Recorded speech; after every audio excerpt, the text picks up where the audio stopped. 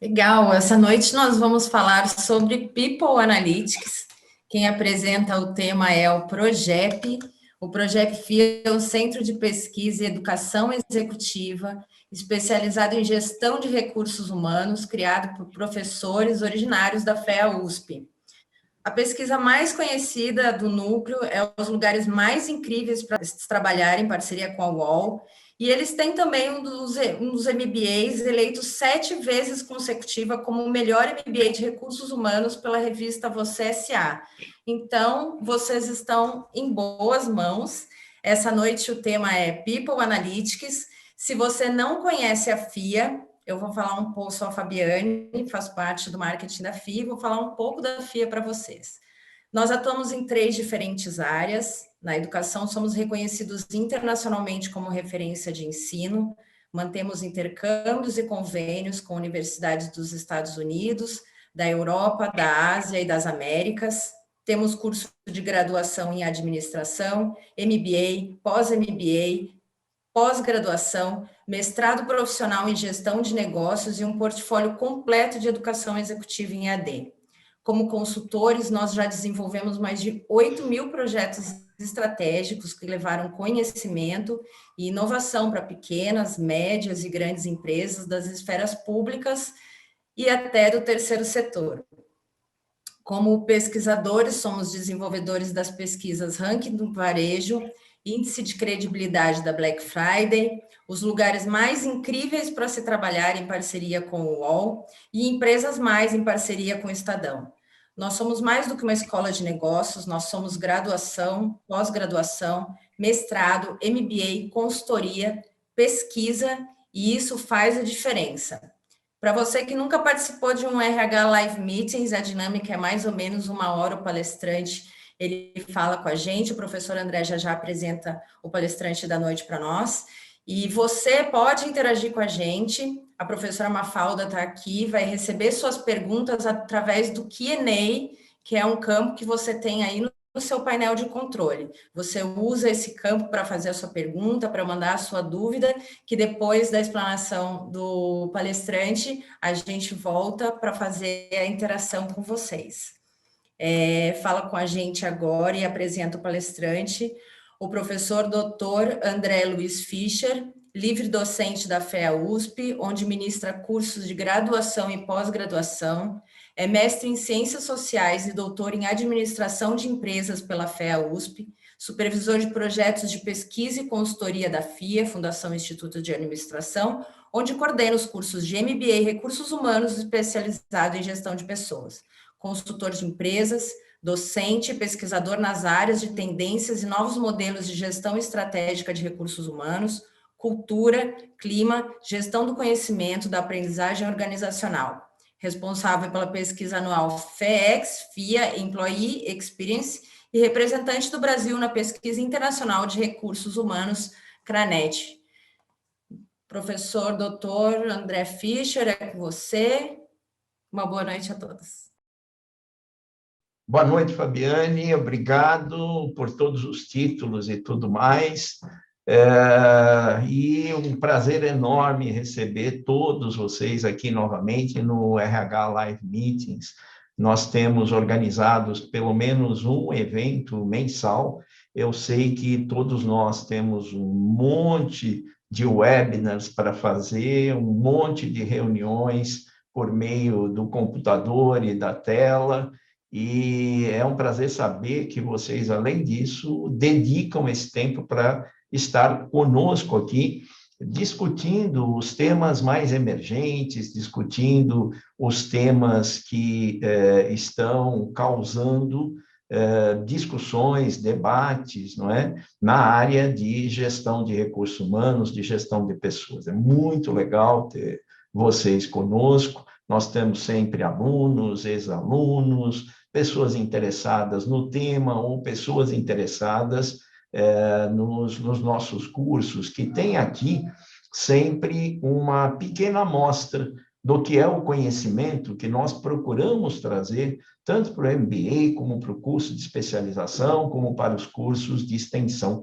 que é esse conhecimento que reúne aquilo que é produzido no mundo acadêmico, com pessoas que estão inseridas no mundo acadêmico, com aquilo que é praticado nas organizações. Esse é o nosso grande desafio, desde o nosso primeiro MBA, aí, há anos atrás, na década de 90, quando criamos o primeiro MBA em gestão de recursos humanos no Brasil, até hoje, com o MBA, curso de especialização e vários outros cursos de extensão, né?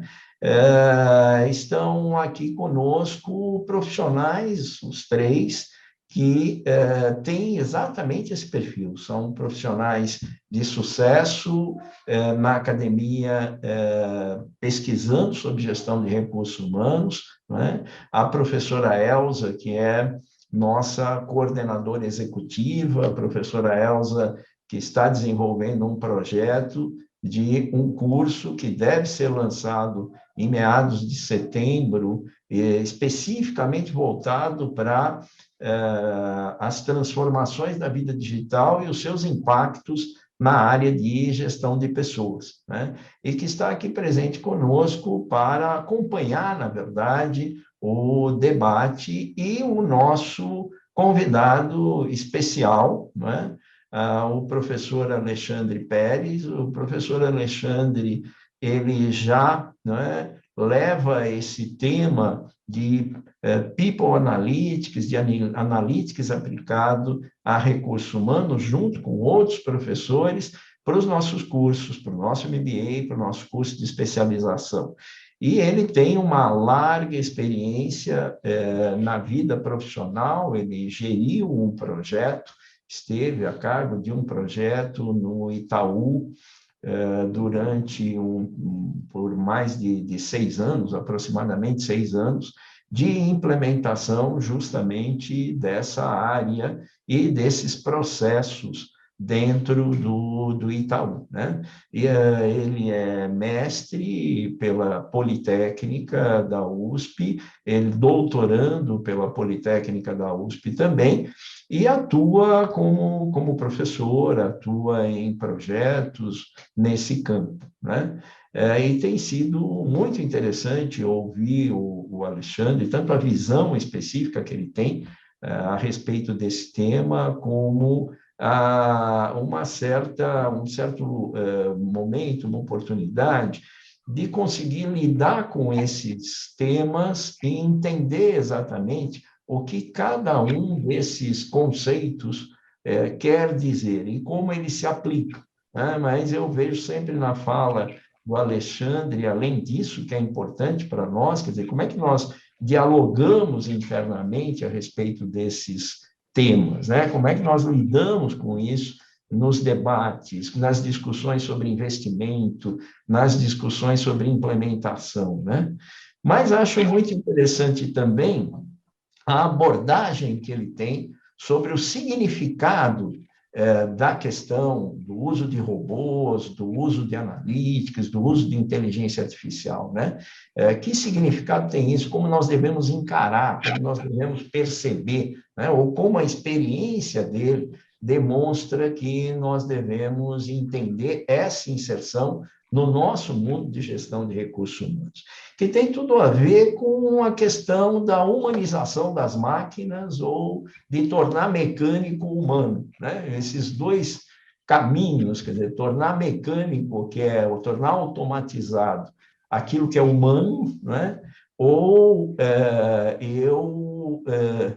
mecanizar, ao mesmo tempo traduzir em bytes, em bits, em robôs, em scrap, em uma série de termos que hoje nós estamos sendo levados a utilizar e precisamos utilizar, né? Ainda nessa introdução, eu já vou passar a palavra para o Alexandre. Eu queria trazer algumas situações que eu tenho vivenciado e que vão mostrando a importância desse tema para a gente, né? É claro que em todas as revisões de currículo dos nossos cursos, que nós fazemos anualmente, semestralmente, na verdade, e até durante o curso, quando surge alguma questão relevante, nós trazemos para dentro do programa, nós já há muito tempo estamos introduzindo essas questões que serão debatidas aqui. Mas é interessante a vivência, né, da gente. Por exemplo, uma ex-aluna recentemente me procurou e me perguntava, professor, aonde e como eu posso aprender aí no Progep ou na FIA como um todo, eu preciso aprender a linguagem Python. E daí eu fiquei me perguntando por quê, né? E ela até respondeu, ela falou, não, mas é que eu acabei de entrar num processo interno, de recrutamento interno para uma vaga, né? Um processo seletivo interno, e uma das primeiras coisas que me perguntaram era recrutamento interno para a área de recursos humanos, né, para uma outra posição. E a primeira coisa que me perguntaram era se eu sabia linguagem Python.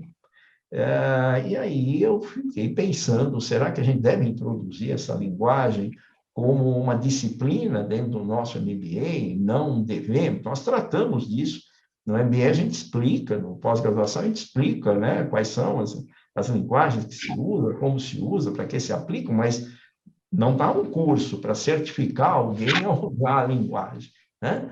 Então, são dúvidas que, na condição de coordenação, na condição de quem está planejando um curso, não é? Elas aparecem, que aparecem nas decisões de carreira das pessoas, né? Daí a necessidade de nós discutirmos hoje para tomarmos a melhor decisão possível, seja a respeito de carreira, seja a respeito de programa de curso, seja a respeito do que está acontecendo na minha organização, né? E isso faz parte de um movimento mais amplo, que todos nós sabemos e falamos a respeito dele, de mudança nas exigências sobre as competências das mais variadas profissões e ocupações, né? O Fórum Econômico Mundial, ele mostra lá nos seus relatórios, vale a pena a gente consultar, né? Ele apresenta nas suas pesquisas que 46% das competências que são utilizadas hoje no mundo, né, elas vão sofrer uma revisão estrutural em 5 anos. Né? Aquilo que a gente está utilizando agora, daqui a 5 anos, nós devemos modificar isso, né? Então, o life learning, né? A vida de aprendizado, né? Isso é uma realidade. E tem a ver com o que nós estamos conversando agora, né?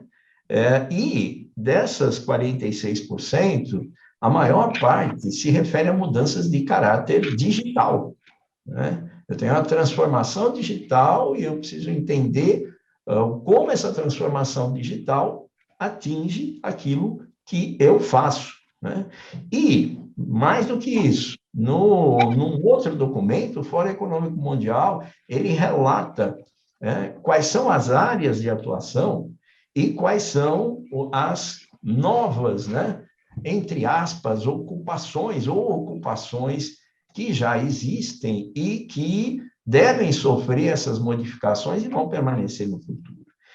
E é interessante que uma das áreas de atuação é chamada de People and Culture, né? E é nessa área People and Culture, a grande maioria das ocupações são ocupações de RH. E uma em particular tem maior ênfase, que é exatamente o business partner, né?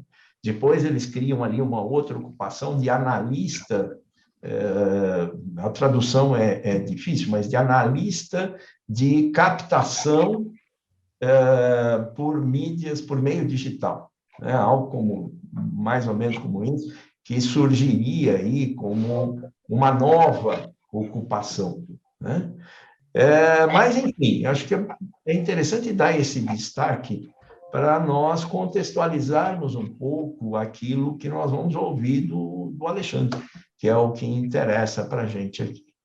Alex, muito obrigado novamente por estar aqui conosco e, por favor, fique à vontade, tanto com relação ao tempo, como com relação ao que você vai abordar para a gente. Muito bom. Muito obrigado, professor André.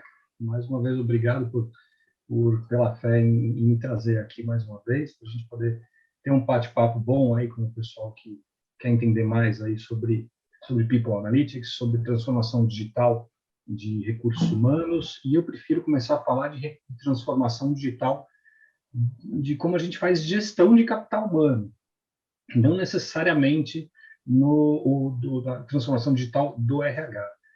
Quem faz gestão de capital humano não é só o profissional do RH, a gente tem o profissional da linha de frente ali, o que não está na estrutura de RH, que também faz gestão de capital humano. Então, excluir essa turma dessa equação, a gente vai estar excluindo um pessoal que realmente é muito importante. E eu vou fazer o seguinte, eu vou passar rápido por alguns slidezinhos aqui, conforme o professor André foi falando, eu fui juntando algumas coisas aqui, mas para guiar o que a gente vai falar e eu poder brincar um pouquinho com a turma aqui, para a gente poder ter uma conversa, para ter um pontapé inicial para a nossa conversa, vamos dizer assim. Então, vamos lá. Essa é uma brincadeira que eu faço muito. Talvez, se alguém já me viu falando aqui, certamente já viu isso. Então, peço desculpas pela repetição, mas imagino que deva ter gente que não viu, então eu vou seguir com ela mesmo assim. Vocês estão vendo já, está compartilhada direitinho a minha tela, né? Ok. A brincadeira é a seguinte, né? Quando são 2 mais 2. Se eu for um matemático, o que eu vou falar? Se eu for lá o Pitágoras, gente, 4, com certeza, não tenho nem dúvida disso, afinal de contas, né? Se eu for um estatístico, no caso lá, o nosso querido Pearson, eu já vou mudar a resposta, né? Eu vou falar que é algo entre 3,99 e 4,01, ou seja, eu começo a colocar uma margenzinha de erro ali. Por quê? Porque mudou um pouquinho o campo de quem está respondendo, né?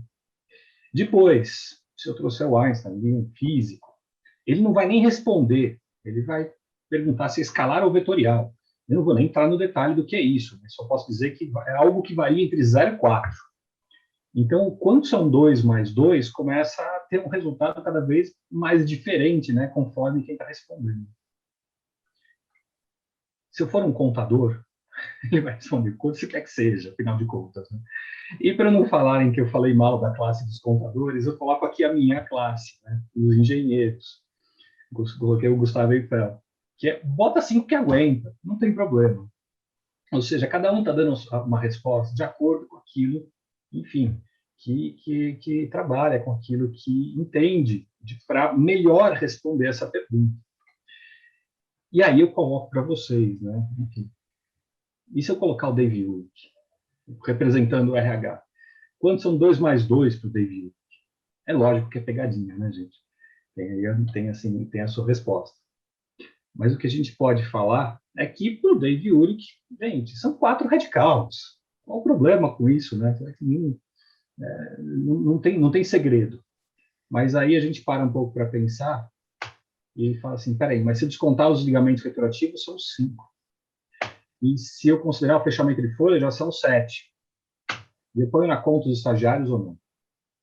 Quem nunca perguntou se tinha que contar os estagiários ou não, né? Ah, traz o radical. Mas tem estagiário? Não tem estagiário? Quantos ligamentos você consegue? Tem estagiário? Não tem? Tem os aposentados por invalidez? O que a gente faz? Esse foi um meme que eu recebi pelo WhatsApp e de repente eu olhei e falei, gente, dá para colocar o RH aqui também. E a gente começou a trocar isso, desde então eu venho usando, porque eu acho que dá uma muito boa noção de qual é o valor que a gente está buscando. O que eu quero com isso, afinal de contas? Quais são as perguntas mais básicas que a gente tem para responder?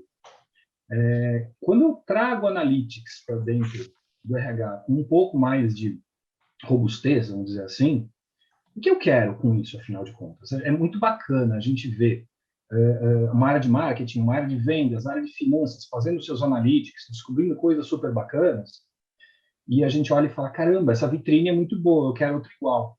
E a gente esquece que a gente tem que montar a linha de produção antes de ter o produto na vitrine, né? Então, a gente tem que entender, afinal de contas, de que capital humano que eu estou falando, o que eu quero fazer, qual que é a minha estratégia. Quando eu falo estratégia, eu não estou pensando lá em cima, na estratégia corporativa, aquilo que fica lá entre os diretores. Não. Qual é o meu objetivo? Que recursos que eu vou mobilizar e que ações que eu vou tomar para atingir qual objetivo? E se a gente pensar a estratégia dessa forma, eu posso dizer que do analista júnior até o presidente, cada um tem a sua estratégia, porque a gente mobiliza recursos para atingir os nossos objetivos, a gente tem restrições no meio do caminho. Se a gente pensar dessa forma, a gente vai estar agindo estrategicamente. E a gente pode encaixar essa definição em cada subsistema do RH, em cada ação que a gente tem lá dentro do RH. Por enquanto, vamos pensar de forma mais ou menos compartimentadazinha, mas a ideia é que a gente puxe cada vez, a gente puxa essas coisas de uma forma cada vez mais detalhada. E tem uma frase do Martin Rees, que foi colega ali do Stephen Hawking, que eu gosto muito, que é falar que ele diz o seguinte, olha, a extrema sofisticação tecnológica, ironicamente, é um impedimento para que os jovens entendam o básico ali, né? A aprendizagem de como as coisas realmente funcionam. Ou seja, eu preciso ir nas bases daquilo que eu preciso entregar, nas bases daquilo que eu preciso fazer, para realmente poder direcionar o Analytics da forma mais correta, da forma que realmente dê sustentação. Então, quando eu penso, por exemplo, em uma área de seleção, o que eu faço nessa área de seleção de fato? Será que é só selecionar? O que eu faço numa área de performance? Será que é só medir performance das pessoas? A gente precisa começar a entrar nas perguntas mais básicas, porque isso vai dar o direcionamento para a gente, e é um pouco disso que eu quero contar com meia dúzia de slides aqui. E aí a gente pensa em começar a colocar analytics nessa coisa toda. Poxa, um colega meu faz ali a seleção dele com algoritmos e eles, poxa, estão selecionando bem para caramba, etc. Estão trazendo rápido, estão reduzindo o tempo de cadeira vazia, não tem tanto custo, etc. Vamos fazer aqui? Dá para fazer aqui, não tem problema. Olha, tem uma outra empresa ali que faz o modelo de retenção dela. Começa a adivinhar, né? Quem vai de desligamento, etc. Dá para fazer? Dá, não tem problema. Mas por que eles estão fazendo isso especificamente? Então, assim, quando a gente pensa nisso, assim, eu quero uma metodologia nova para trabalhar aqui. Eu quero trabalhar com People Analytics. Gente, People Analytics não é uma metodologia. Vai ser uma ferramenta para você aplicar, encaixar de fato naquilo que a gente precisa entregar. Então, se a gente for buscar o que é People Analytics aí, por aí, as definições que a gente tem, não existe uma definição única. Se alguém falar para vocês e cravar uma definição, falar, olha, People Analytics é isto aqui especificamente, gente, desconfiem, porque People Analytics, na verdade, vai ser uma ferramenta para ajudar a gente. Vai ser um uso de dados. Eu gosto muito dessa última, do Thomas Davenport, lá embaixo, né? A gente vai usar dados, análises estatísticas, modelagem explicativa, preditiva, enfim, para fazer o quê? Gestão, conduzir as decisões, conduzir ações. Ou seja, se eu não tiver um alvo, se eu não tiver um objetivo bem colocado na minha frente, eu vou fazer coisas muito bacanas, mas é igual uma frase que eu também repito muito, lá que eu ouvi da Miriam Leitão uma vez. Vai ser igual o voo da galinha, né? Vai bater as asas 2, 3 vezes, a gente vai cair e vai ter que começar de novo. Por quê? Porque a gente errou o alvo. A gente faz coisas muito bacanas ali, mas às vezes erra o alvo. E para mostrar que, na verdade, isso não é super difícil desse jeito, nossa, eu vou ter que parar e começar a falar de estratégia, Não, a gente já está começando a perceber que essa inserção do mundo de analytics dentro do RH já está começando a ficar cada vez mais comum. Ou seja, se a gente for olhar por aí alguns canais, vamos dizer assim, de informação, a gente vê lá que, por exemplo, a Paula Charles já olha para recursos humanos, que dentro de recursos humanos, People Analytics começa a aparecer com grande destaque. Se a gente for buscar lá dentro do Google Trends, né, inteligência analítica, ali, abril, o 6º assunto dentro de inteligência analítica já era People Analytics. Vejam que não é nem Marketing Analytics, não é Legal Analytics, não é nenhum outro tipo de Analytics das empresas, é People Analytics, curioso. Tá?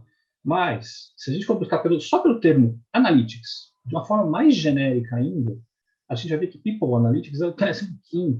Ou seja, a gente tá realmente andando muito rápido em cima disso, e as pessoas estão começando a buscar muita informação em cima disso. E aí é aquilo que eu falei, a gente tem que ter cuidado para não olhar demais a vitrine, a gente tem que olhar para dentro de casa e entender como é que eu estou me organizando para isso. Como é que o pessoal do marketing, o pessoal de finanças, como é que eles se organizaram ao longo do tempo e que dificuldades que eles tiveram, que caminhos que eles tiveram que recomeçar a fazer para realmente chegar onde eles estão hoje. E a gente tem que aprender com esse caminho. Então, a gente tem que olhar, sim, para a nossa estratégia. A gente tem que parar de olhar para seleção, performance, treinamento, essas coisas, e pensar em ter mais eficiência ali dentro, ou seja, reduzir custo e tal, e começar a olhar para a gestão de capital humano como um todo. E aí a gente borra as bordas entre uma coisa e outra. Quando eu falo de seleção, será que eu estou falando só de seleção? Será que eu estou falando também de entender, afinal de contas, se a performance das pessoas que eu estou selecionando é melhor? Será que são as pessoas certas para aquelas cadeiras? Lógico, tem que falar de custos, né? Tem que reduzir o tempo de cadeira vazia, mas de onde eu estou selecionando essas pessoas? De que forma eu estou selecionando? Será que isso está alinhado com a minha área de diversidade? Ou seja, a gente vai provavelmente continuar tendo, na maior parte das empresas, caixinhas ali, mas seleção não faz só o processo de seleção, toma aqui, o colaborador está aqui, esquece. Eu preciso continuar olhando essa pessoa e pensar de uma forma mais sistêmica. E quando a gente faz isso, a gente não quebra só as barreiras dos dados, né? Quebra os silos de dados. A gente está quebrando, inclusive, barreiras de processo. O meu processo não termina aqui, no fim da minha hierarquia. Ele continua lá na frente. Eu vou continuar medindo performance dessas pessoas, as pessoas vão ser treinadas, as pessoas que eu seleciono reagem bem ao treinamento ou não, ou seja, essas coisas estão interligadas. Por quê? Porque a gente tem que pensar mais na gestão de capital humano e não na gestão daquele meu processo de RH. Isso muda o jogo. Por quê? Isso me faz entender de fato qual é o meu objetivo. E uma vez que eu entendo de fato qual é o meu objetivo, eu começo a posicionar ali os primeiros indicadores, assim, para entender se eu estou cumprindo objetivos intermediários e finais bem. E depois, entendendo bem esses indicadores, eu sei exatamente, ou começo a melhorar meu entendimento, na verdade, sobre onde eu posiciono os meus modelos. Aí sim, a gente começa a falar do People Analytics, aquela coisa bacana que está na vitrine de todo mundo, e entender o que é esse People Analytics, afinal de contas, onde eu posiciono, o que eu quero com ele, afinal de contas. Esse é um caminho que vão olhar e falar assim, pô, meu gestor quer, mês que vem, já um modelo colocado. Muita hora nessa calma, eu diria, né? A gente tem um caminho de aprendizado, que foi um caminho de aprendizado que aconteceu também dentro da área de finanças, da área de marketing, todas essas outras áreas. E aí a gente, se continuar buscando mais algumas notícias, a gente vê, por exemplo, ali o Carrefour digitalizando todo o processo de RH deles, implementando jornada flexível, etc, etc. Mas se a gente for dar uma olhada na notícia, ele diz que ele quer contratar melhor, que ele quer treinar melhor, que ele quer melhorar o Employee Value Proposition, coisas desse gênero. E aí, na notícia ele está falando só que ele trocou a plataforma tecnológica. De repente, lá no final, ele está falando que ele quer melhorar essas coisas todas. De que jeito? Quando a gente vai observar um pouco melhor, essa melhora de plataforma tecnológica permite ele capturar dados de comportamento dos colaboradores. Com quem eu falo, quanto eu falo, se eu falo ou não, quando eu falei, se eu abri, depois que eu desliguei o telefone, de falar com a pessoa que estava do outro lado da linha, eu abri meu Excel. Os comportamentos que eu estou tendo, o que eu consigo capturar das pessoas ali? Para quê? E olha que bacana, eu consigo ter dados das pessoas ali. Para quê? Para chegar em modelagens. Tá? Aqui o T-Rocks também está lançando um app, lançou um app, na verdade, com base nas práticas de RH do Google. Legal pra caramba, viu? Trend Topic durante um tempo. Será que as práticas de RH do Google são as mesmas que eu quero ter ou eu preciso ter dentro da minha empresa? A gente fala do Google, todo mundo fala, eu quero tudo. Mas, assim, então funciona do mesmo jeito? O meu capital humano é composto da mesma forma? A minha estratégia é a mesma? Isso encaixa na minha cultura corporativa? A gente tem que olhar com muito cuidado essas coisas, porque, enfim, a gente tem o nosso jeito próprio ali, que é a cultura, a gente tem o nosso próprio jeito de entregar essas coisas, entregar a gestão de capital humano. Então, pode ser interessante, eventualmente, para quem não tem nada, quer começar alguma coisa, pode até ser interessante, mas conforme a gente já tem uma noção cada vez melhor de como a gente faz a gestão das nossas arquiteturas de capital humano, do nosso capital humano, enfim, eu preciso entender melhor o que está sendo vendido para mim, para ver se eu consigo realmente tirar valor daquilo tudo. Já que eu estou falando de valor, vamos olhar alguns exemplos aí, muito rapidamente, sobre transformação digital na gestão de capital humano. Tem um exemplo que está ficando cada vez mais famoso do Credit Suisse. Também não sei se, eventualmente, alguém já viu alguma aula minha, eventualmente eu coloco lá, mas o que eles fizeram? Bom, aquele modelão de atrito. Eu quero descobrir se eu vou ter atrito com uma parte do meu capital humano. O que eles queriam fazer? Bom, eu quero prever quem vai pedir desligamento e por quê. Dá para fazer isso? Dá. A regressão logística faz isso, feita bem feitinha, com rigor, etc. A gente até consegue melhorar um pouco. E o que eles foram olhar? Eles foram pegar características individuais das pessoas, de uma fatia específica do capital humano deles, e foram olhar para ver se saíam ou não. E montaram um modelo, e esse modelo realmente reduziu o atrito. E olha só, se eu sei quem vai sair e eu consigo reter, e eu sei o quanto custa essa demissão para mim, esse desligamento para mim, eu começo a entender quanto eu economizo com isso tudo, afinal de contas. E eu consigo entender, dar resultado direto no bottom line ali, o quanto eficiência eu estou trazendo para dentro da minha empresa. Muito bacana. Agora, dá para montar isso na minha empresa? Dá para montar isso na minha empresa. Agora, é isso que realmente vai me interessar ou não? Não sei, talvez para vender uma área de People Analytics vale a pena. Agora, não sei se esse é um problema para mim. E é nesse ponto que eu quero chegar daqui a pouquinho.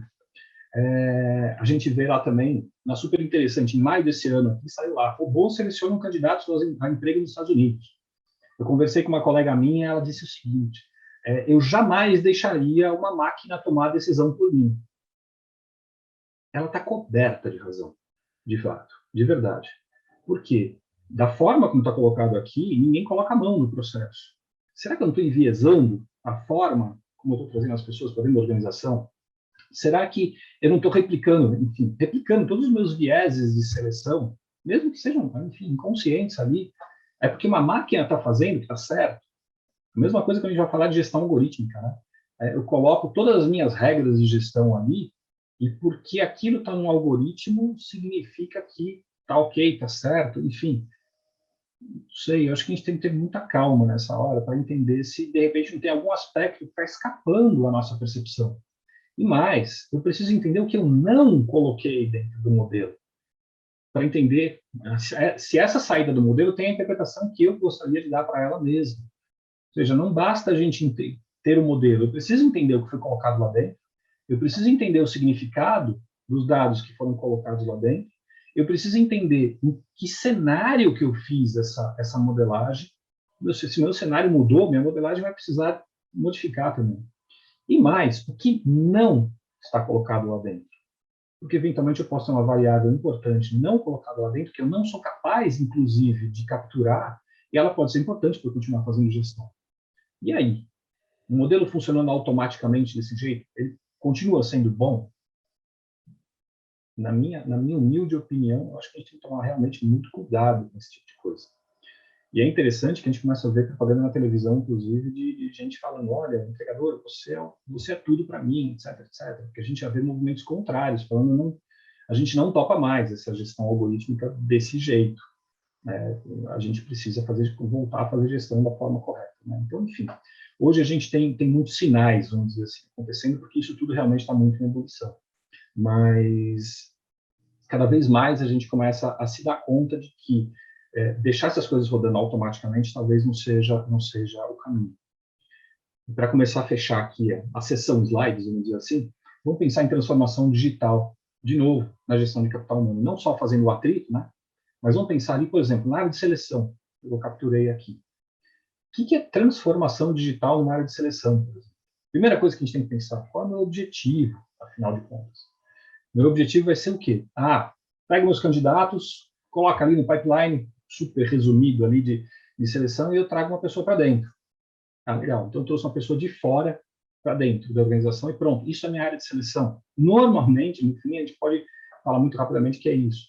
Mas como é que eu melhoro isso? Eu vou fazer uma automação desse processo, fazer um super algoritmo lá, um robô, que vai trazer as pessoas para dentro, e isso é meramente automação, ou seja, estou colocando analytics, estou colocando inteligência artificial, mas no fim das contas isso é uma grande automação, então eu estou mexendo nesse processo. Se eu faço mal, eu continuo fazendo ele mal. Então eu tenho que pensar mais em digitalizar isso. O que significa, de fato, digitalizar a gestão de capital humano? No caso, o processo de seleção. Vamos lá, a gente pode pensar que traz de fora para dentro. Antes eu preciso entender quem eu trago para dentro, quais são os primeiros indicadores, não é o People Analytics ainda, mas quais são os indicadores que me dizem o que é sucesso. Estou tendo sucesso nisso, afinal de contas? Eu estou reduzindo meu turnover de recém-contratados, 3, 6, 12, 24, 36 meses, enfim, ou não? Eu estou com redução de custos com relação a isso. Eu tenho melhor performance dessas pessoas, dependendo da minha fonte selecionadora ou não. Ou seja, eu começo a colocar pequenos indicadores para dizer, o meu processo seletivo quer atingir o quê, afinal de contas? Minha cadeira vazia está reduzindo? Como é que eu vou medir essa cadeira vazia? Tem pedaços dela que a gente não mede, né? Antes de eu criar a vaga no sistema, eu não consigo medir o tempo. Então, o que de fato eu quero entregar com a área de seleção? E aí eu coloco os primeiros indicadores para a gente ter uma ideia. O indicador não vai decidir por nós também, assim como o algoritmo. Ele vai, na verdade, me dar um bom posicionamento do que eu preciso fazer, do que eu preciso entregar. E aí a gente pode pensar em colocar aqueles primeiros modelinhos. Né? Pega o modelo do Credit Suisse, e vamos fazer o seguinte, já que o Credit Suisse fez, eu também quero fazer. Eu vou colocar aqui uma medição de atrito, para entender antecipadamente se eu preciso selecionar muita gente ou não, e já avisar o pessoal de seleção que talvez eu precise ter engatilhadas algumas pessoas aqui. Tudo bem, dá para fazer. Estou digitalizando ainda? Não. Quando a gente digitaliza, eu crio, eu entrego, capturo o valor de uma forma digital. Por enquanto, estou fazendo coisas um pouco mais automáticas. Talvez eu esteja criando um pouquinho de valor ali para a empresa. Mas quando eu falo de People Analytics, eu tenho que pensar em duas coisas. Eu tenho que pensar em melhorar valor para a empresa e melhorar valor para o colaborador, dos dois lados. Essa é a coisa, essa é a parte bacana, vamos dizer assim, do People Analytics. Os outros analytics a gente pensa muito em resultado para a empresa. Aqui eu preciso pensar também em melhorar a vida do colaborador, porque ele faz parte dessa engrenagem toda de entrega que a gente tem. Então, se eu pensar em melhorar resultados, sem pensar em melhorar, em entregar valor também para o colaborador, eu estou só com uma parte da equação bem resolvida. Eu preciso resolver as duas. Dá para resolver uma de cada vez, mas a gente precisa resolver as duas. Passo seguinte, para a gente realmente começar a digitalizar isso. Bom, eu posso fazer um modelo de seleção. E se eu faço um modelo de seleção, no começo eu posso falar, olha, melhorei meu processo seletivo, porque eu já entendo quem provavelmente vai ter uma performance melhor aqui dentro. Olha só, eu medi que performance melhor aqui dentro é um alvo para mim em seleção. Eu posso colocar nesse modelo alguém que não só tenha performance melhor aqui dentro, mas que também eu consiga reter por mais tempo. Alguém que esteja mais aderente à minha cultura. Alguém que esteja mais aderente às ações que eu tenho de engajamento. Ou seja, eu começo a entender, de fato, o que eu quero entregar como seleção, a partir daqueles indicadores, e esses são resultados do meu modelinho. Então, as pessoas que eu começo a fazer pré-seleção, não a seleção completa, por modelos de seleção, começam a chegar mais ou menos assim, calibradas. A fase final de seleção, não inventaram nada melhor do que um selecionador. Tá? Mas eu afunilo mais rápido, desse jeito. E nada me impede de fazer para dentro também. Ou seja, olha que bacana. Antes de começar fora, eu posso buscar dentro. Se eu já sei que provavelmente eu vou ter uma perda por atrito, eu já posso olhar para dentro da minha população e pensar em quem de dentro poderia tentar movimentar para essa posição. Antes de buscar fora, eu talvez consiga até reduzir o tempo de cadeira vazia. Ah, mas Ale, você vai ter que botar alguém na posição daquela outra pessoa. Tudo bem. Eu no mínimo, ganho a opção de escolher entre uma coisa e outra. Será que as habilidades que eu tenho internamente já não são suficientes para eu trazer para essa futura cadeira vazia que eu vou ter? Eu começo a gerir de uma forma diferente. Tá? E aí eu posso pensar no seguinte, além disso, além de pensar na empresa, que é entregar a pessoa que vai sentar naquela cadeira, a pessoa que vai ocupar aquela posição, rodar um modelo e falar, pessoas que estão aqui dentro, olha, vocês parece que encaixam bem em posições do tipo A, B, C. Então, eu posso falar, olha, Alexandre, você tem esse perfil aqui, parece que você ocupa bem posições deste tipo. Na hora que aparecer uma posição, eu posso, inclusive, abordar essas pessoas e falar, olha, apareceu uma outra posição, em outro lugar, que tem uma característica muito próxima da sua. Será que você, que está aí, sei lá, 4 anos nessa mesma posição, tem uma performance interessante, você não quer chegar nessa outra posição, inclusive de forma ativa? E aí, talvez, isso é uma grande proposta, no fim das contas, que eu estou fazendo, eu começo a agregar um pouco mais de valor ali para aquele colaborador, dentro da gestão de carreira dele. Eu começo a oferecer mais opções ali dentro. Então, o que acontece? Talvez eu consiga tentar ter ações aí de melhorar o Employee Value Proposition, e dar mais oportunidades e oferecer mais resultado para a empresa. Ou seja, quando eu faço isso, eu realmente estou criando, eu começo a pensar em criação de valor, eu começo a ter outro ponto de vista. Ou seja, não só melhora a entrega básica de seleção, compreendo melhor aquele capital humano em cada negócio, e posso ofertar, eu posso buscar ofertar um melhor EVP, alinhado mais com o meu capital humano. Ou seja, eu entrego o valor também, não só crio, mas entrego o valor por um processo sobre automação, viável, enfim.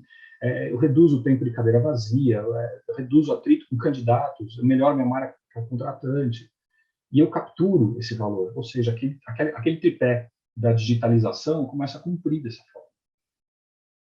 E detalhe, se eu estou fazendo tudo isso de uma forma digital, eu capturo dados nesse processo para impulsionar meu próximo passo. Ou seja, eu paro de falar de uma área de seleção e eu estou falando de área do quê, afinal de contas? Porque eu não estou fazendo mais só seleção. Eu estou fazendo gestão de talentos também. Eu estou capturando atrito ali das pessoas, talvez antes de acontecer. Então, eu deixei, ao longo dessa conversa, parei de falar de seleção e comecei a falar de uma série de outros assuntos. Isso vai muito além da caixinha de seleção. A gente começou a pensar de uma forma muito mais ampla, pensando em quem é a melhor pessoa para aquela posição. Como que eu faço a movimentação de pessoas aqui dentro para potencializar as habilidades que eu tenho aqui e potencializar também os resultados da minha organização. Ou seja, na verdade, o que eu estou fazendo é tratar o talent gap. Ou seja, o talent gap é o que a gente realmente vai precisar observar para começar a entender se eu vou olhar para atrito, se eu vou olhar para seleção, afinal de contas.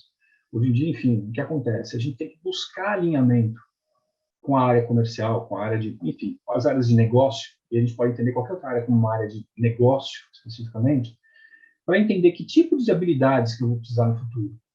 Será que essas habilidades estão disponíveis ou indisponíveis? Será que eu tenho hoje essas habilidades?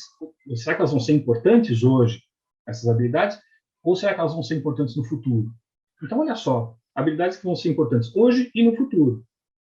Disponíveis e indisponíveis. E eu posso cruzar tudo isso. E aí o que acontece? Eu posso descobrir que eu tenho habilidades que são emergentes, que eu tenho que desenvolver, ou que estão em declínio. São importantes hoje, mas no futuro talvez não vão ser. A desenvolver, que olha, eu tenho aqui, mas eu não tenho bem desenvolvido, eu preciso capacitar melhor essa turma, ou esse capital humano. E habilidades são emergentes, que eu posso nem ter dentro da minha empresa, ou posso ter alguns, mas eu preciso alavancar mais isso. Se eu estou falando de obter algumas habilidades, né, fazer a aquisição desse capital humano, eu estou falando de atração, eu estou falando de seleção, eu estou falando de melhorar meu onboarding. Se eu estou falando de desenvolver essas habilidades, eu estou falando de motivação, de movimentações internas, eventualmente, estou falando de engajamento. E se eu estou falando de reter, eu estou falando do atrito. Por isso que foi importante, na verdade, lá para o Credit Suisse mexer com atrito. O que eles olharam foi o talent gap. Olha, eu tenho habilidades aqui, tenho um capital humano para mim que é muito importante hoje, ele vai continuar sendo importante para mim no futuro. Então, qual é a ação que eu tenho decorrente disso? Eu preciso reter essa turma. Quando eu falo de um modelo de seleção, que a gente precisa, que a gente vai colocar o nosso primeiro esforço analítico ali dentro, eu estou falando de obtenção de novas habilidades. Ou seja, eu estou falando de mexer com a atração. Eu preciso realmente melhorar minha atração aqui para trazer determinado tipo de capital humano que talvez hoje eu não tenha, e não seja, talvez não seja, né, tão importante assim hoje, mas no futuro vai ser. Então, eu preciso mexer, na verdade, com a minha seleção. É lá que eu vou posicionar o meu esforço analítico. Ou seja, olha que bacana, é do alinhamento com os negócios, que a gente vai puxar o alinhamento com a TI e entender, de fato, qual vai ser a minha estratégia de gestão de capital humano, feita junto com os negócios. Entender quais são aqueles primeiros indicadorzinhos que me dizem se eu estou bem ou se eu estou mal em alguma coisa. E aí eu vou começar a pensar onde estão os meus maiores gaps, para eu pensar em começar a posicionar o Analytics lá dentro, com base naqueles indicadores e no alinhamento constante com a área de negócios. Ou seja, eu não posso pensar em fazer analytics dentro do RH só para eu gerar eficiência, colocar meu modelo de atrito, só pensando em, olha, não vou perder, então eu estou economizando orçamento aqui para a gente não perder dinheiro fazendo seleção de quem eu poderia reter, etc, etc. É muito maior do que isso. Eu estou ganhando um papel no board executivo muito maior. E estou cumprindo o meu papel de gestor ou de capital humano ou de gestor de políticas de capital humano com muito mais nobreza, vamos dizer assim. E para a gente fechar essa parte, como é que eu sustento essa cultura de People Analytics? Né? Isso começa lá no topo. Tá? Eu nunca vi um estudo que tenha deixado de fora o patrocínio da alta liderança como um dos grandes fatores críticos de sucesso. Tá? Outra coisa, para a gente colocar isso na nossa cultura de fato, a gente tem que começar a discutir conhecimentos gerais humanistas suportados por pontos de vista objetivos. Ou seja, eu não vou transformar a business partner em um cientista de dados. O business partner tem que dar objetivo e saber questionar um cientista de dados, um analista de BI. Esse é o bom papel. Quem é responsável pela análise, talvez um aluno meu que está aqui hoje, inclusive, perguntou para mim, quem é o responsável pelas análises? Afinal de contas, de quem é a responsabilidade por isso tudo? E a resposta é um grande depende. Responsável por setar um bom objetivo é o profissional de recursos humanos. A responsabilidade por questionar aqueles números todos, questionar aquelas conclusões intermediárias que são dadas ali por um modelo, é do profissional de recursos humanos também. De desafiar aqueles números, de falar, peraí, deixa eu entender como isso foi construído, de onde você trouxe esses números aqui, o que significa isso especificamente? E não acreditar no que é trazido. Quando a gente fala de analytics, a gente não está falando de caixa preta. Olha, o modelo vai me dizer tudo que eu tenho que fazer. Definitivamente não. O modelo vai dizer, olha, estas coisas são importantes e provavelmente no futuro vai ser desta forma. Agora, o que foi colocado aí dentro e o que não foi colocado aí dentro? E o que foi colocado aí dentro foi colocado com qual significado? Para na hora que a gente combina tudo isso, eu entender o que aconteceu. E essas saídas, elas foram desenhadas com números construídos sobre quais cenários? Porque se eu alterar o cenário, provavelmente eu vou ter que alterar o modelo também. E aí? Ou seja, eu preciso começar a criar um diálogo. Eu, profissional de recursos humanos, preciso começar a criar um diálogo cada vez mais estreito com essa turma. Mas definitivamente não me transformar num cientista de dados. Tá? Essa é a grande mensagem disso tudo. Na verdade, eu preciso cultivar esse hábito, tá? De conceituar os processos, políticas, enfim, de um ponto de vista mais analítico, de um ponto de vista mais objetivo.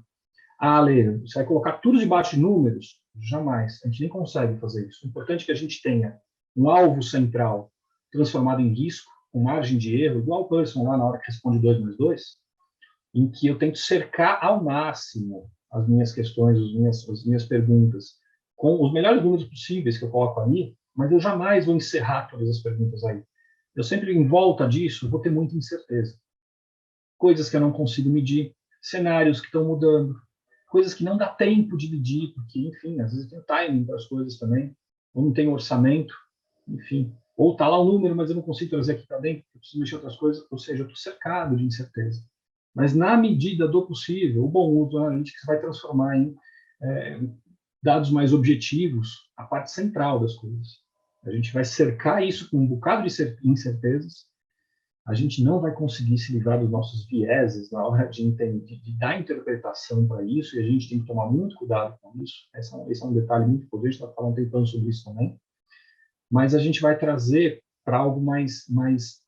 A gente vai tentar cercar melhor, vamos dizer assim, o que a gente conhece e o que a gente não conhece, para a decisão final continuar sendo nossa, só que com um conhecimento um pouco mais aprofundado. Essa é a grande ideia, afinal de contas, tá? Ter rituais formais e informais para a gente observar esses modelos, observar esses números, trocar modelos mentais com os nossos pares para realmente poder entender como que a gente realmente observa o nosso capital humano. Tá bom?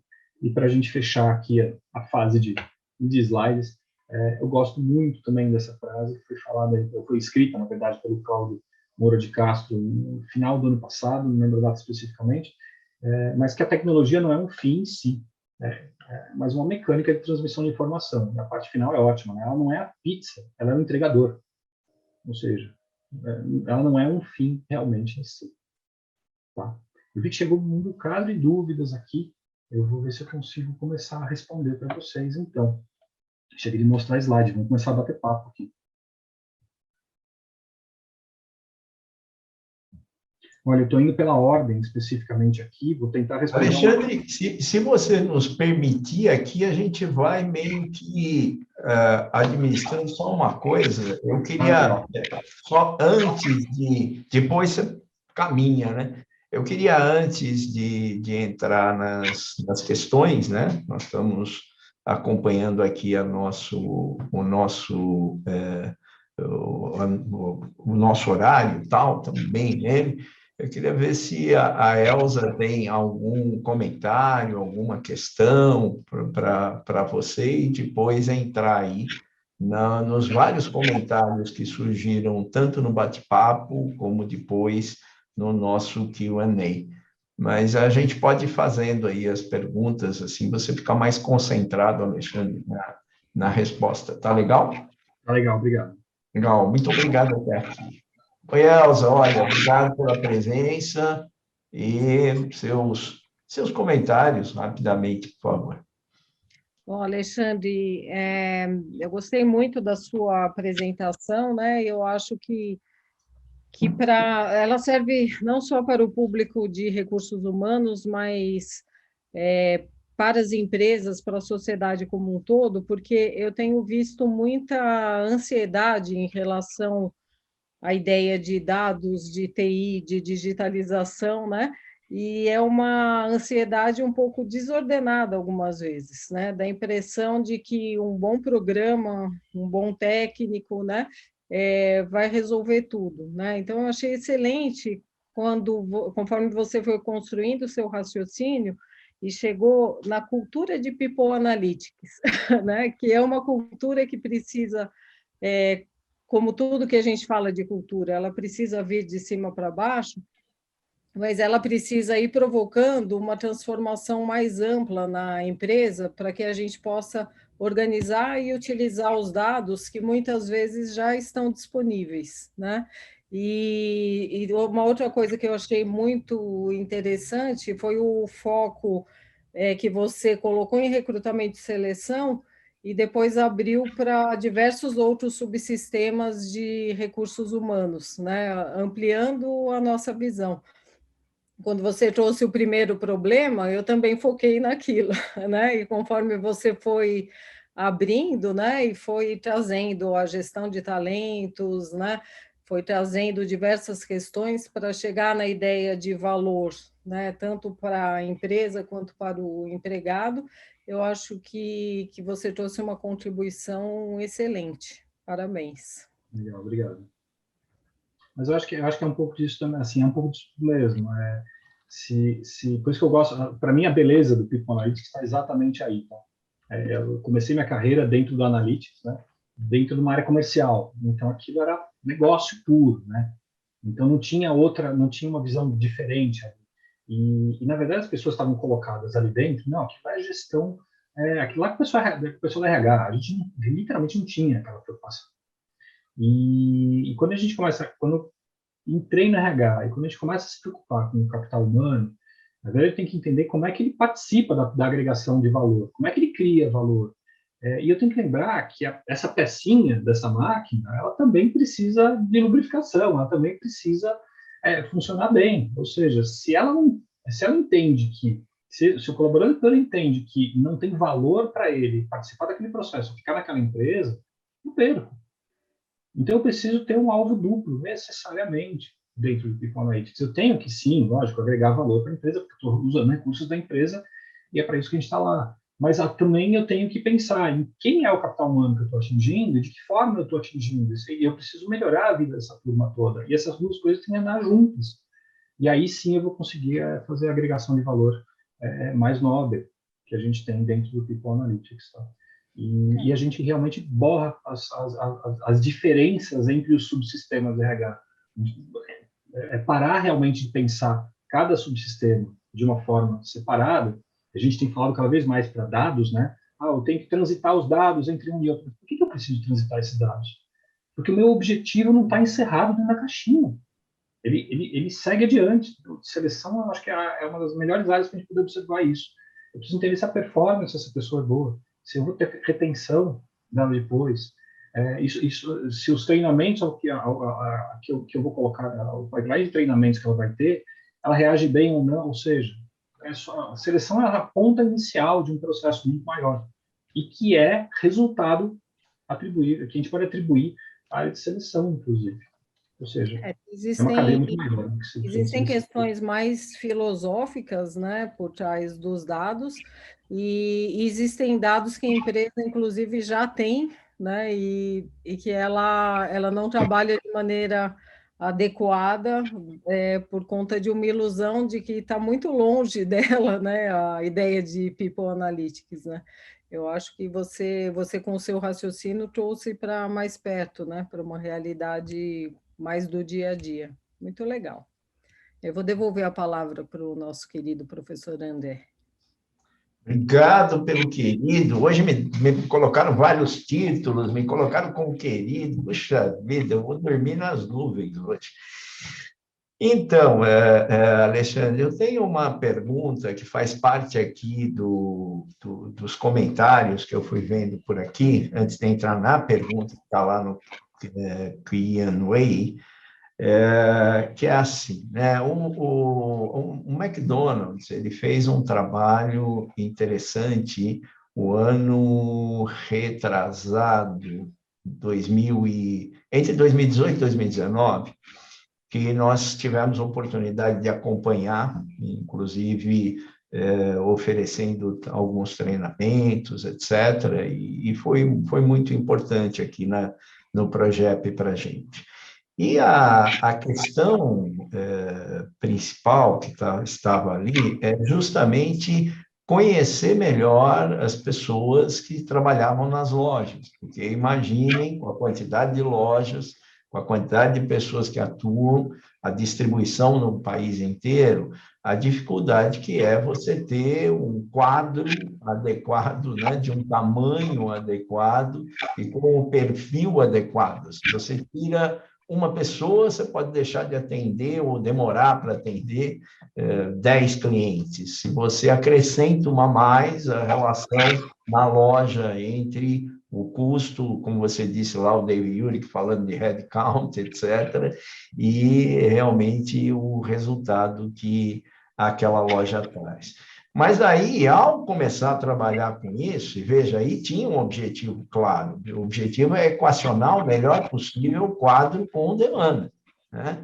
Mas aí o que aconteceu, o que eu acho interessante desse case, é que logo começaram a trabalhar com os dados, eles perceberam que eles precisavam lidar com dados muito mais complexos do que aqueles dados que normalmente você pegaria, você veria lá, idade, etc. Não, entraram na questão de cara de absenteísmo, depois da questão de absenteísmo, de causa de absenteísmo, depois evasão, causa de evasão, e aí o número de variáveis que foi introduzido no modelo foi crescendo e entrando até em variáveis qualitativas mesmo, que daí quando você entra em variáveis qualitativas, o nosso robozinho, ele olha, vê, fala assim, bom, mas não é bem isso, ou ele vai tomar decisões, né? Porque, por exemplo, qual é a causa da falta? Estava lá em dúvida duas grandes causas possíveis que foram colocadas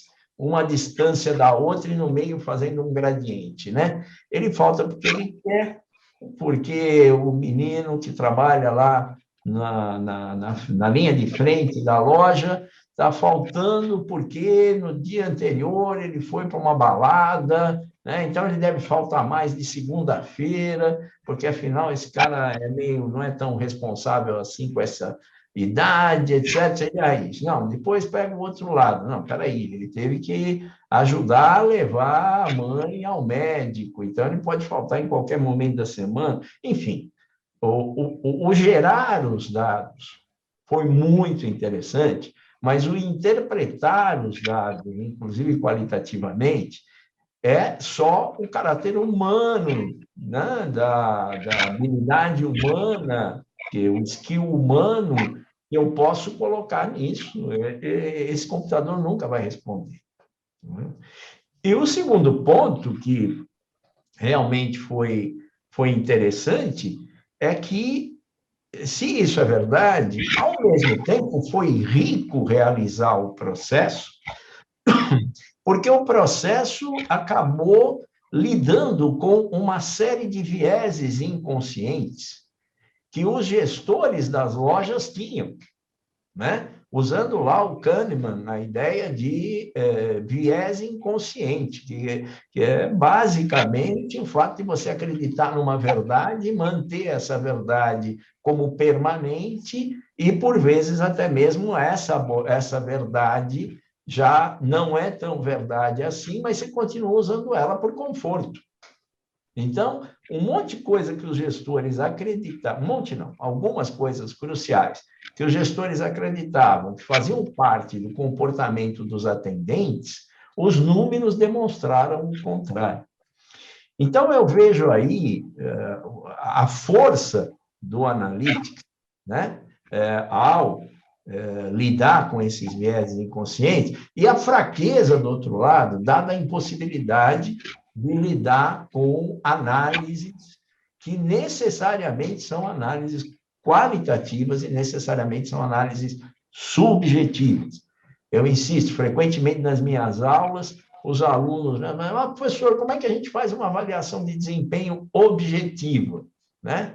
E aí eu digo o seguinte, é impossível, porque é subjetivo, o fenômeno é subjetivo, né? Não adianta o gestor lá na ponta falar, não, eu quero um jeito objetivo de fazer a análise, isso é simplesmente impossível, né? Mas, enfim, só queria trazer essa experiência nossa, porque ela, eu acho que ilustra bem, né, esse lado da vantagem e da desvantagem, da fraqueza e da potencialidade, né? Não sei se você concorda com isso. Não, concordo muito. Os números vão normalmente apontar as direções para a gente, mas a explicação por trás deles, na verdade, a gente vai precisar dar significado para aqueles dados e entender o que está por trás daquilo, afinal de contas. É bem interessante você falar do caso do McDonald's, porque tem um caso, enfim, publicado lá pela McKinsey, se eu não me engano, em 2017 também, falando do McDonald's. E, enfim, eu tive acesso a um pouco mais de explicação sobre aquilo. Em determinado ponto, eles vão descobrir que os colaboradores, eles trabalham longe dos bairros deles, né? E aí, olha, a gente pode ter eficiência aqui. Vamos fazer o seguinte, isso não está no caso, se não me engano, mas vamos colocar um programa em que as pessoas escolhem em qual loja eles vão trabalhar. Porque, enfim, a gente tem tudo bem normalizado aqui, normatizado, na verdade, e as pessoas não aderiram ao programa. O que os diretores falaram? Esse pessoal tem vergonha da camisa listrada, eles não querem ver eles não querem que o vizinho dele veja ele com aquela camisa atrás do balcão. Enfim, trouxeram todos os vieses deles para dentro do que poderiam estar significando aqueles números. O que eles fizeram foi buscar a informação que estava por baixo disso, vamos interpretar o que isso significa de fato, né? E dentro de alguns grupos foco, o que eles descobriram foi o seguinte, o pessoal escolhia ou buscava a loja em que estava trabalhando por causa do segundo compromisso que eles tinham, que era ou ir para uma faculdade ou um segundo emprego. E não porque estava com vergonha. Na verdade, eles traziam, inclusive, como colegas de trabalho, parentes e vizinhos, e o fator deslocamento, ele era um fator social importante para eles, porque no deslocamento eles tinham interação. Ou seja, a gente precisa realmente interpretar o que os números estão dizendo para a gente, caso contrário, isso é absolutamente qualitativo. Caso contrário, a gente vai fazer mau uso deles. É legal, porque eles, inclusive, aproveitavam para a sociabilidade, aproveitavam para namorar, porque ia junto com a outra moça que estava... e não o fato de ter perto. Você aproveitando para namorar, quanto mais longe, melhor, né? Então, coisas que a gente só dá para interpretar a partir do caráter humano das pessoas. É muito louco, né? Bom, a Elizabeth, ela está falando assim, as empresas ainda têm desafios estruturais para usar o People Analytics, sistemas com problemas de saneamento ou várias fontes de dados não humanizadas. Você acha que isso é verdade? Olha, pela minha experiência de mercado, eu digo que tem bastante gente que precisa organizar esses dados mesmo, tá? O problema não é organizar os dados, o problema é quais dados eu quero organizar. Então, eu preciso entender primeiro, de novo, onde eu quero chegar, qual é o valor que eu quero agregar. E, para isso, eu vou buscar alinhamento com quem, especificamente. Então, vocês vejam que eu não estou falando de analytics aqui ainda. Estou falando de qual é a minha estratégia, quais são os recursos que eu quero mobilizar e as ações que eu quero tomar para atingir quais valores. E, para fazer isso, eu preciso de quais parceiros. Legal, uma vez que eu estabeleci esses parceiros, que indicadores? Vamos falar de indicadores. Ainda não cheguei no Analytics. Que indicadores me traduzem isso, né? Se a gente for lá no case do McDonald's mesmo, eles colocam lá 3 objetivos. São objetivos macro. Mas quais são os objetivos que eu quero medir? Ou posso, ou consigo medir? Agora eu vou atrás dos dados. Meus dados estão espalhados, não sei o quê. Ótima oportunidade para a gente começar a priorizar quais dados a gente vai começar a juntar. Infelizmente, não tem jeito. A gente precisa dos dados para poder fazer o nosso analytics, fazer os nossos indicadores, tá? Mas nesse processo todo, a gente, no mínimo, consegue entender quais dados têm mais valor e menos valor. Quais dados estão mais fáceis de adquirir, de chegar neles, né? Enfim, e quais dados não são tão fáceis assim. Bom, se eu tenho um dado que é fácil e tem alto valor, gente, esse é o primeiro que eu tenho que começar a trazer para o mesmo repositório. Se eu tenho alto valor e talvez não seja tão fácil assim, comece a organizar esses dados agora. Ou seja, se de repente estão fáceis, mas não tem tanto valor assim, tudo bem, leva lá para dentro, mas ele não tem que ser minha prioridade. Eu, no mínimo, estabeleci uma ordem, um ranqueamento, uma priorização de como eu vou começar a agregar esses dados todos. Por quê? Porque não tem jeito. Dos dados. O único detalhe importante aqui que eu quero só para arrematar aqui, não vou abrir muito o assunto, senão a gente não para mais também. Cuidado com a ética de dados, tá? Ou seja, eu preciso de dados, eu preciso de dados rápido. Se eu tenho, eventualmente, uma fonte de dados externa à organização, que diz algo a respeito dos meus colaboradores, e eu posso, e já vem organizado, etc., muito cuidado nessa hora, porque eu não sei se meus colaboradores permitiram que eu tivesse acesso a esses dados especificamente. Então, a gente começa a ter tanta ansiedade, coisa que a Elza falou, né? Tanta ansiedade por ter os dados, que começa a encurtar algumas coisas e começa a atropelar algumas questões éticas aí. Tá? Então, legal. A gente tem que estar atento a isso. Legal. A Sandra está dizendo, olha, tem um paradoxo aí, valoriza-se a informação e o dado em RH, mas o profissional, a pessoa, ela fica mais exposta a decisões que favorecem a corporação. Acho que tem a ver com isso que você estava falando e com aquela coisa de agregar valor para os dois lados, né? Exato. Exatamente.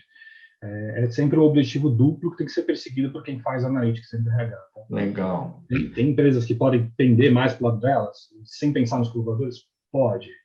Isso pode ser complicado, mas com o tempo elas vão acabar sofrendo um pouco com os resultados que elas mesmas vão criar. Isso está cada vez mais aparente. Você podia esclarecer um pouco para Camila como é que o Python é usado, o que exatamente é isso, etc.? O Python, assim como o R, assim como o Julia, que é uma linguagem que está começando a aparecer cada vez mais, ou softwares como o SAS, por exemplo, eles ajudam a gente a fazer as análises. Ou seja, se eu precisar fazer uma regressão linear, sabe quando a gente coloca os pontinhos lá num gráfico no Excel? Aquilo é uma regressão linear que eu faço. Eu passo aquela retinha. Acreditem, aquilo é machine learning, tá? Ou seja, lógico. Machine learning é um processo um pouco mais complexo do que simplesmente jogar os pontos e conseguir puxar uma reta. Mas aquilo são os primeiros passos do machine learning. Já dá para começar ali, brincar disso no Excel. Mas o Python, o R, Julia, enfim, esses são softwares de estatística e que vão me ajudar a fazer essas coisas. Eu vou começar a fazer regressões lineares em que eu coloco, por exemplo, sei lá, tempo de casa versus salário. Quanto mais tempo de casa, mais salário eu tenho. Para que eu quero saber disso ali? Porque quando eu for selecionar alguém com aquelas características daquelas pessoas que eu joguei ali, talvez eu queira calibrar a oferta de salário de acordo com as pessoas que estão aqui dentro para ela já chegar melhor encaixada. E eu não criar um atrito de quem está chegando com quem está aqui dentro. Pode ser isso, tá? Tomara que a gente encontre essas relações, por exemplo. No Python, em vez de usar uma variável aqui no eixo de baixo com uma saída, eu posso pensar em tempo de casa, formação, quando se a pessoa fez job rotation ou não, se ela chegou recentemente ou não. Eu posso colocar, literalmente, virtualmente, um número enorme aí, eu ia falar infinito, mas um número enorme de variáveis para chegar numa correlação com o salário. No Excel eu vou conseguir até 16, né? Mas no Python eu consigo fazer essas relações e consigo métricas para testar se essas relações são boas ou não. Tá? E eu, lógico, consigo fazer modelagens cada vez mais sofisticadas com isso. Tá? Então, pense no R, no Python, na Julia, no Julia, na verdade, e no SAS, como um Excel mais potente, vamos dizer assim, para ajudar a fazer análises. Tá? E aí vem a pergunta que não quer calar. O profissional de RH, ele precisa agora de saber mais estatística do que os profissionais de RH, principalmente aqueles que vêm da área de humanas, sabem, o que você acha? Eu gostei da forma como foi feita a pergunta. Saber mais estatística. Eles não precisam se transformar em cientistas de dados. Precisa saber o que é uma mediana, quais são os vários tipos de média que a gente tira, o que significa um desvio padrão, afinal de contas, o que quer dizer um erro padrão. Esses conceitos mais básicos, e juros são conceitos mais básicos, sim, é bom saber. Por quê? Porque vão ajudar a estabelecer uma relação melhor ali com o analista de BI, com o cientista de dados, para poder fazer o quê? Para questionar as análises que eles estão trazendo. Porque senão o que eles trazem vira caixa preta. E a gente não sabe nem como questionar, nem o que questionar, nem não consigo dialogar com aquela pessoa. O objetivo de um profissional de RH, quando busca conhecimento em estatística, é dialogar com o cientista de dados, aprender um pouco da língua que ele fala. A gente pode até se aprofundar um pouco mais, mas não para executar essa análise especificamente, mas para ajudar a questionar o que sai lá de dentro, o que foi feito, o que não foi feito, como ele considerou tal dado, e assim por diante. Tive um professor na Poli que me dizia o seguinte, todo projeto de ciência de dados é essencialmente multidisciplinar. Ele não é nem do cientista de dados, nem de quem demanda, do product owner, vamos dizer, pode ser um profissional de RH, por exemplo. Ele dá a união dessas duas pessoas, um dando direção, dando objetivo, o outro trazendo opções, trazendo flexibilidade, vamos dizer assim, trazendo mais informação objetiva. E aí a gente tem que ter um diálogo entre essas duas turmas para realmente poder aprofundar aquilo. O cientista de dados nunca vai dominar onde realmente precisa se chegar. E o profissional de RH jamais vai dominar completamente todo aquele ferramental estatístico que a gente precisa, enfim, não aprofundar de novo. Alex, nós estamos já encaminhando o final, tem um monte de perguntas aqui, vou manter ainda algumas delas, mas eu queria então que você, como é minha dúvida, eu queria que você respondesse só rapidamente e objetivamente, né? Mas, poxa, é possível falar em machine learning em RH, dialogar sobre isso, com uma pessoa que não sabe quais são as técnicas de análise estatística preditivas? E aí eu não vou me alongar, quer dizer, que não sabe o que é uma fatorial, que não sabe o que é... eu vou me alongar nisso pelo seguinte, e isso é decisão de quem está planejando o curso, né? Não, a minha experiência diz que boa parte dos profissionais que procuram os nossos cursos tem uma resistência muito grande a matematizar, né? E principalmente a invadir a estatística num nível um pouco mais complexo. O que você acha? É possível dialogar sobre machine learning sem saber o que é uma análise preditiva? Eu acho, opinião minha, é muito difícil. O que a gente precisa entender é o que eu ofereço, o que eu preciso oferecer para esse mundo de machine learning poder funcionar e o que ele me entrega de volta e quais são as limitações dele. Essas são, acho que, as 3 grandes perguntas que a gente realmente precisa entender. Agora, entrar no detalhe do bit byte ali da coisa, tudo bem, tem gente que vai querer, mas não é necessário. Eu preciso saber, Legal. essa ferramenta me oferece o quê, afinal de contas? Esse é o conhecimento certo. Legal, legal. É o que os documentos do Fórum Econômico Mundial chamam de letramento digital, né? Processo de letramento digital. Mas vamos em frente. Me diga uma coisa, está falando aqui com a gente a Ariane. Será que o People Analytics conseguirá influenciar preventivamente, inclusive em saúde mental no trabalho, bem-estar, presenteísmo, ansiedade, depressão, luto, engajamento, tudo aquilo que a gente tem vivido nessa pandemia, não é, Ariane? Com muita intensidade, muita frequência, né? De uma forma bem rápida. Eu participei de um projeto assim. A gente começou modelando as pessoas e depois vindo, inclusive, a LGPD. A gente não poderia pegar uma série de dados das pessoas. Não estou falando de ficha médica das pessoas, isso a gente jamais teve acesso, mas, enfim, a gente começou modelando as pessoas. Quem vai adoecer primeiro? Esse tipo de coisa. Depois, esse projeto mudou de eixo. Então, a gente começou a modelar ambientes. Que ambientes me conduziam a um maior nível de adoecimento mental? E que tipo de adoecimento mental era esse? Então, essa era a coisa bacana, porque a gente começou a criar, ou tinha a possibilidade ali de criar, mudanças de política, de ambiente de trabalho. Por quê? Os algoritmos, né? Enfim, o R e o Python, que saía de lá de dentro, dizia para a gente quais eram as características mais ofensoras nesses cenários. E até que ponto elas impulsionavam isso? Qual era o peso dessas características? Isso me dá total capacidade de começar a mexer nessas características e melhorar esses ambientes. Então, dá sim para a gente fazer isso. Tá? São excelentes as perguntas e trazem aí um monte de reflexão para a gente. O nosso companheiro Armando Falcão trouxe aqui uma bateria de perguntas, eu vou ficar só com algumas delas, Armando. Desculpe, mas não vamos conseguir incluir todas no nosso horário aqui, né? A pergunta do Armando, todas elas são muito importantes, mas a primeira aqui, ela fala sobre como manter o alinhamento entre a estratégia de negócio, o olhar do RH e o olhar do cientista de dados. Realmente,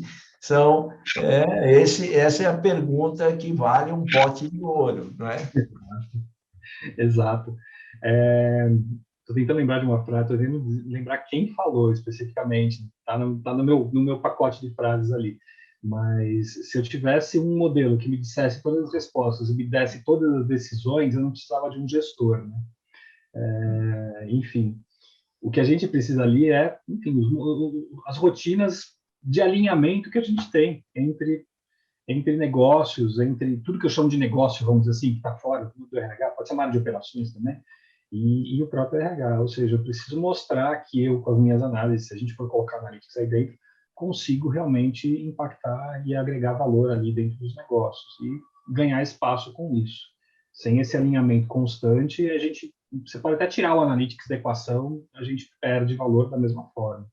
Então, de novo, não é porque eu tenho ou não tenho analytics que isso não tem que estar fortalecido. Isso tem que estar fortalecido de uma forma ou de outra. O analytics vai entrar para potencializar os resultados. Legal. Finalmente, a gente não vai ter tempo para mais. Se eu estou numa organização com baixa maturidade analítica, você poderia dar alguns exemplos de quick wins para começar a chamar a atenção para a importância do People Analytics? Dá sim. Quais seriam as vitórias, né, para mostrar e para todo mundo falar, poxa, esse é o caminho? Legal. Mapeie seus processos, traga literalmente para o papel, onde eles começam, onde eles terminam e quais são os objetivos deles. Eu brinquei aqui com um pouquinho de seleção. Os objetivos de seleção não terminam dentro dessa história que eu contei, né? Dentro de seleção, eles vão bem além disso. E comece a posicionar os primeiros indicadores onde você tem fases críticas desse processo todo. não só indicadores do processo, mas também de custo. Isso já traz para o nosso consciente boa parte das coisas que a gente acha que sabe que funciona, mas que a gente começa a colocar ponteirinhos ali para ver se realmente funciona daquela forma que a gente imaginava. Num primeiro momento, a gente, literalmente, para seguir o caminho certo, não tem como fugir disso. A partir daí, a gente pode priorizar a nossa aquisição de dados, juntar as nossas bases de dados, saber o que é mais importante, o que é menos importante, para no futuro realmente começar a fazer o People Analytics onde vai interessar de fato. Mas mapear os processos e criar bons indicadores, não criar 1 milhão de indicadores, mas bons, poucos e bem posicionados, já é um exercício muito bom e de agregação de valor. Legal, Alexandre. Muito bom, nós vamos encaminhar para o encerramento. Eu queria só sintetizar aquilo que eu aprendi aqui, né? Primeiro, People Analytics depende fundamentalmente de objetivo. Esse objetivo tem que ser muito bem traçado e ele precisa, segundo, agregar valor para pessoas, agregar valor para a organização, agregar valor para gestores. Se eu não conseguir demonstrar isso, é muito difícil eu viabilizar, né? Eu estou fazendo a minha prova agora aqui, tá, Alexandre, da sua aula. Ponto 3, que eu achei muito importante. Se esse objetivo for única e exclusivamente, reduzir custo de processo, eu já estou caminhando por um lado completamente errado, né? Se for só custo, eu estou vendo agora um curso aqui de uma instituição que ele está, um webinar, na verdade, olha, venha fazer aqui um webinar e você vai aprender como economizar, né, processo usando o Analytics, né? Se for só isso, está começando errado e vai dar, né, errado lá no final, né? Isso em terceiro lugar. Em quarto lugar, a importância, né? A importância de você conseguir separar bem o que faz o robô ou a inteligência artificial, ou como queira chamar, né? Do que faz o caráter humano de um determinado processo, de uma determinada decisão. Aos humanos, aquilo que é humano, a máquina, aquilo que é mecanizável, automatizável. E se nós não conseguimos diferenciar isso, é capaz de dar problema lá na frente. Daqui a pouco até os nossos vieses inconscientes podem se traduzir em vieses inconscientes da própria máquina, porque eu que estou imputando nessa máquina um viés inconsciente, né? Então, que tipo de gente eu quero? Eu quero um cara desse jeito, daquele, aquele outro, eu acabo condicionando, mas quando eu coloco isso para funcionar, eu estou colocando meus próprios viés inconscientes lá dentro, né? Então, eu sinto que essa aula que você trouxe para nós, e eu vejo os comentários que estão aqui no nosso bate-papo, todos elogiosos, e a gente insiste, faça críticas aqui também, para a gente poder aperfeiçoar cada vez mais, mas todos elogiosos, né? Trouxeram aí vários esclarecimentos e, ao mesmo tempo, muita luz sobre um assunto que tem um monte de gente que fala e, às vezes, está simplesmente exaltando a questão da máquina, do dado, etc., e não indo para o ponto, que é assim, se eu quiser implementar, quais são os cuidados que eu preciso ter? Eu acho que você trouxe muito bem isso para a gente, Alexandre. Agradeço muito. Pergunto a Elza se tem algum comentário final. Eu também quero agradecer ao Alexandre, né? Eu acho que o professor André captou também dúvidas mais finas aí dos participantes, né? Por exemplo, do que se tratam certas linguagens como o Python, né? E a gente sai dessa apresentação com um gostinho de quero mais, né? A vontade de aprender mais com você e com a sua linguagem realmente acessível para a gente entender questões muito complexas, tanto do RH quanto da parte de tecnologia. Obrigada. Eu que agradeço muito, mais uma vez, poder estar aqui conversando. Tenho que agradecer bastante, muito mesmo, ao professor André.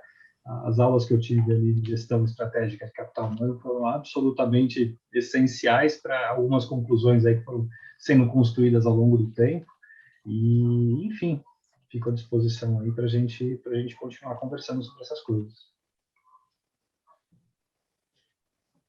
Ok, então, obrigado novamente a todos, obrigado a todos que estiveram aí conosco, mais uma vez, mais um RH Live Meetings, que contou com uma participação, veja o debate, com perguntas, que mostra que a gente tem que continuar, né? A cada mês nós vamos nos encontrar e vamos trazer aqui um tema que pode influenciar naquilo que você faz em RH hoje na sua organização. Fabiane.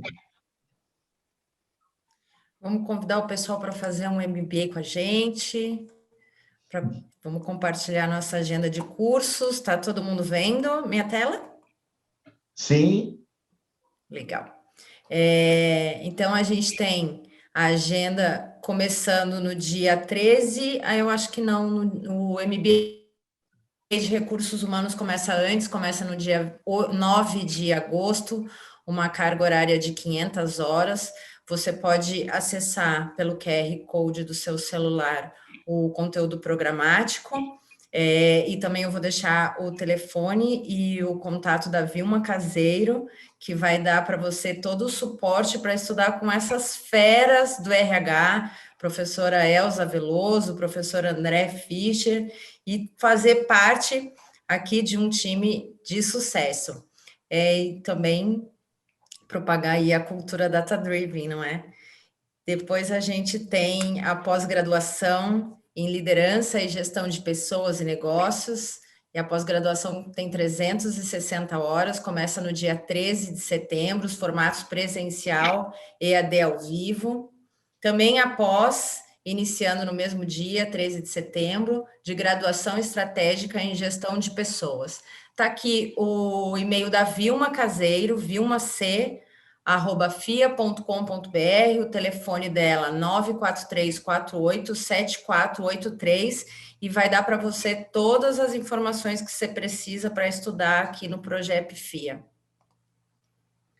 É isso, professora. Esse evento foi gravado, será disponibilizado no nosso canal no YouTube dentro de 2, 3 dias, e nos vemos nas redes da FIA. Ok, abraço, Alexandre, obrigado novamente, Mafalda, obrigado pelo apoio, Elza e Fabiane, como sempre, brilhando aqui conosco. Obrigado, Fabiane. Obrigada, professora. Até logo a todos, uma boa noite. Até a próxima. Obrigada, boa noite para todos. Tchau, tchau. Tchau.